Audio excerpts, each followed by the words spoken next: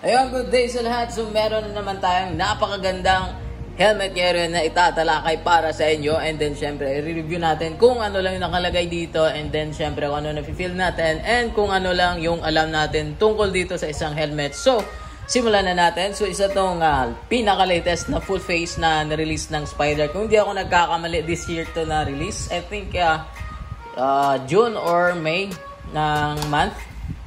This year, nilabas tong Spyder Rogue Plus. So, medyo nagkaubusan ito. Hindi tayo nagkaroon ng May. So, ngayon meron na tayong, I think, 3 or 2 yung naging dumating sa atin. So, isa na dito yung napakagandang design nila. Or, ang kulay na to, matte black po siya na parang, I think ito yung wrap. Mafe-feel mo siyang parang wrap siya, hindi siya paint. Napakaganda nito. Kasi yun naman yung uso ngayon. And sa mga latest na mga helmet, ang ginagamit na ngayon ay sticker wrap, no, sa kanilang mga design. So, yung itsura nito napaka-sharp, pointed naman dito sa harap and then pointed dito sa may spoiler niya, no. So, ang pinagkaiba lang ng spoiler niya, hindi siya plain kagaya ng iba ng mga helmet brand na yung kanilang spoiler ay masyadong plain. So, ito naman napaka-detalyado ng kanyang spoiler. Meron siyang mga cuts dito, may patusok, ayan, at saka dito. So, ito naman yung kanyang exhaust ng intake doon, syempre may exhaust dito sa likod. And yung nakalagay dito, Ravage. Correct me if I'm wrong sa pag-pronounce ito. Ravage o Ravage. O basta ganun.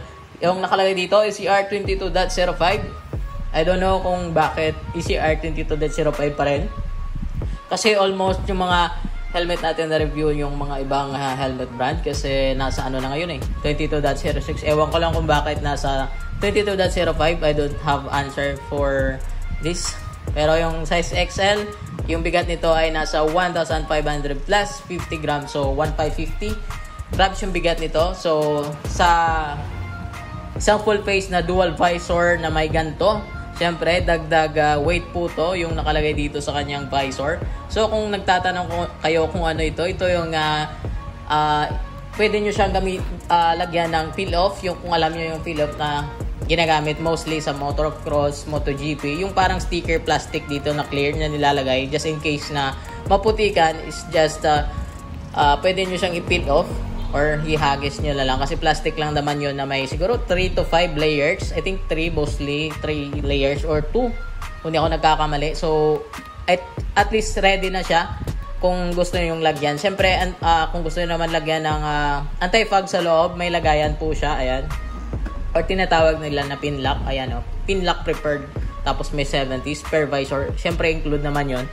Usually naman sa mga helmet ng Spyder. Yung nakalagay, same pa rin is 805 removable, washable, scratch resistant, polycarbonate, optical grade visor, clarity, 100 UV protection, dual density EPS liner. And then parang magka-design sila ng aking helmet, yung MT Revenge 2. May ganito. Tapos meron siyang minimal lock. Pero yung sa MT Revenge, meron siyang pinipindot dito para ma-on off or ma-lock or unlock yung kanyang visor. Siyempre dahil dual visor to. Ayan.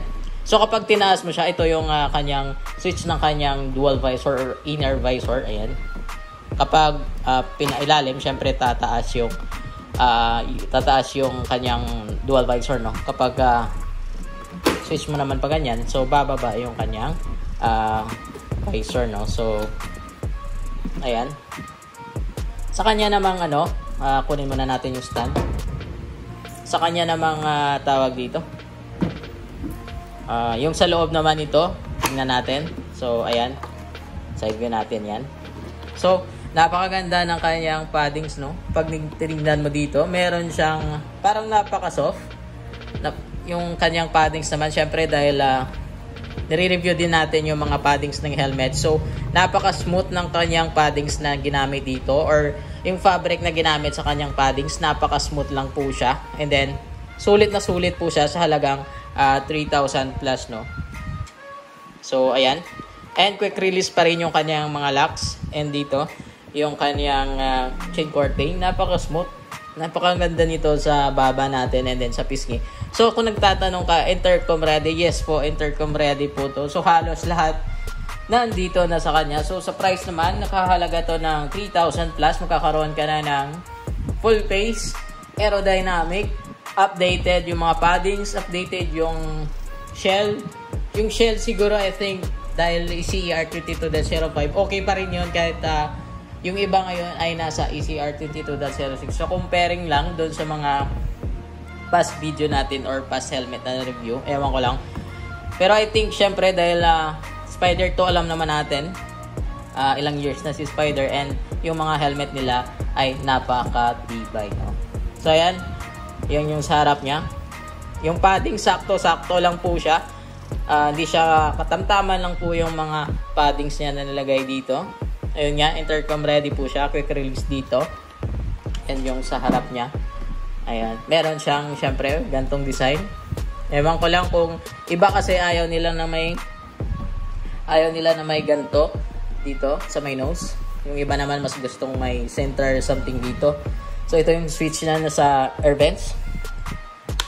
Sa baba. And then, doon naman sa itaas, close natin. Ayan. Meron siyang dalawa. Ayan. Ayan yung pasukan ng hangin, no? Ayan. Ayan yung mga locks niya. Napakaganda kasi kahit yung vents dito, meron siyang mga cuts or parang astig na design.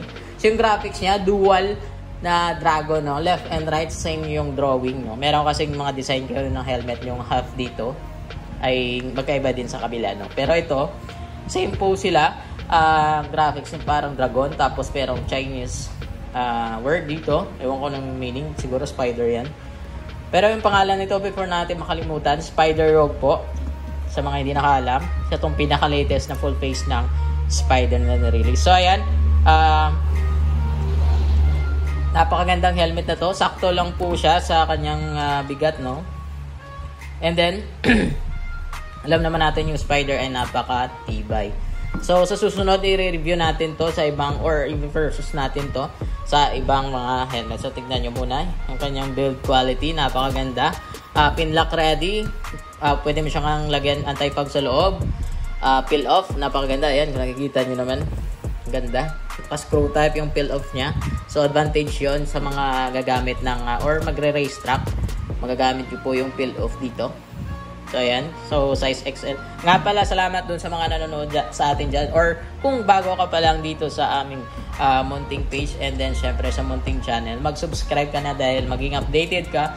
And, syempre, libre lang naman mag-subscribe sa aming Munting YouTube channel and then sa Facebook page natin sa mga hindi pa nakapag-follow para ma-updated kayo sa mga latest or kung ano yung mga nare-review natin dito sa mga kagamitan para sa pangmomotor. Sa mga sa hindi ko nasagutan, sorry po, hindi ko po alam kung ano yung isasagot ko doon. Pero sa mga nag-likes, comment doon, ay salamat pa rin dahil nanonotice niyo yung mga video natin diyan. So yun lang sa video na to. Ko-compare natin to sa isa pang helmet. Abangan niyo na lang. So yun lang. A peace.